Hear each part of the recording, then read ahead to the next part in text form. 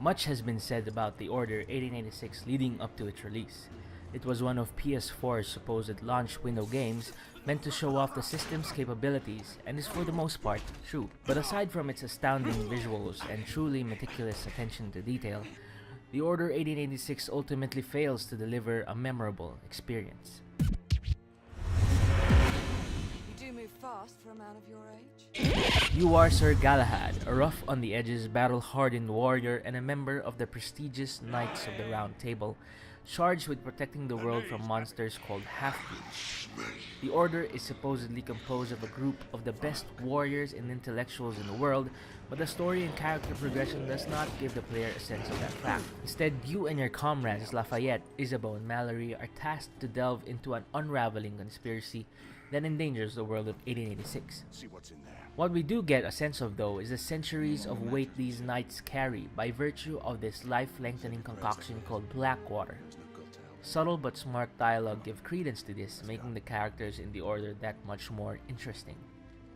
Make no mistake though, the Order 1886, despite being a short linear experience which I clocked in at around 8 hours on hard difficulty, is not filled to the brim with story. Despite the interesting setting, characters, and set pieces, the writing struggles to deliver a consistent experience and balance between gameplay, story, and walking. At one point, the plot advances at a religious pace, reaching its highs and lows at the exact moments. Then chapter by chapter, plot progression comes to a complete stop for a couple of hours, which was jarring to say the least.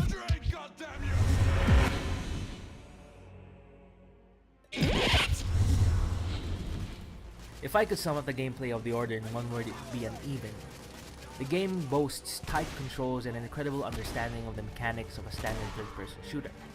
You have a multitude of guns, my favorite of which is a thermite rifle, a slick and fluid cover system, decent comrade and enemy AI, and that's about it. It doesn't try to achieve more than a standard TPS, which shows a quality of self-awareness, which I commend, but the moment they try to introduce other gameplay mechanics like stealth and light platforming is when the lack of anything new and innovative comes into the spotlight. The stealth sections are unforgiving as a wrong move means instant death. Though these sections are easy enough, especially with the fluid controls, the lack of tools to aid stealth, the slow pace, and the very rudimentary mechanics become frustrating, especially later in the game where a particular stealth section gets in the way of the story. There are also instances where you can't even use the cover system. Needless to say, I was confused during those ordeals. The game also reuses encounter designs, especially for battles with half-breeds. By the third time, I just wanted these boring battles with the Lycans to end.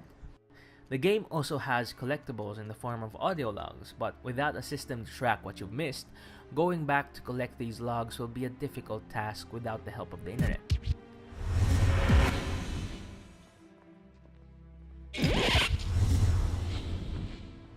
The visuals in the Order 1886 are bar none the best on any console today. Because of the linear nature of the game, the team was able to focus on making every aspect of the environment palpable, with crisp, detailed textures and models of even the most insignificant things like a random hammer. The dark and dreary color palette applied to the smoky alleyways of Whitechapel and the other sections of the game remained consistent all throughout, further selling the atmosphere of 1886. From cloth physics to facial and body animations, particle effects, and lighting systems, the game is a visual marvel and is the Order 1886's undeniable strongest aspect.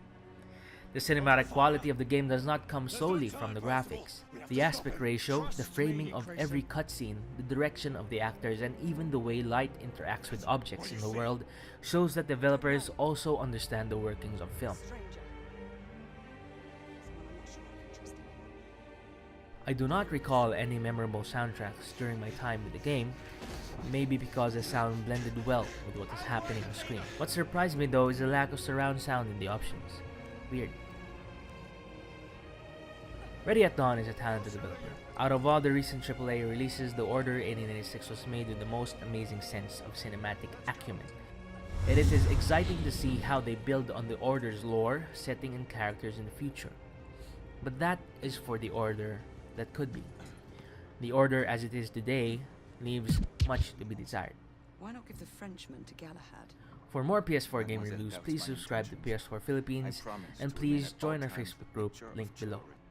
I'd prefer to have someone more experienced looking out for me. I thought you needed no looking after. Very well. You team with Galahad. Mademoiselle will perhaps one day allow me to demonstrate my skill. One day.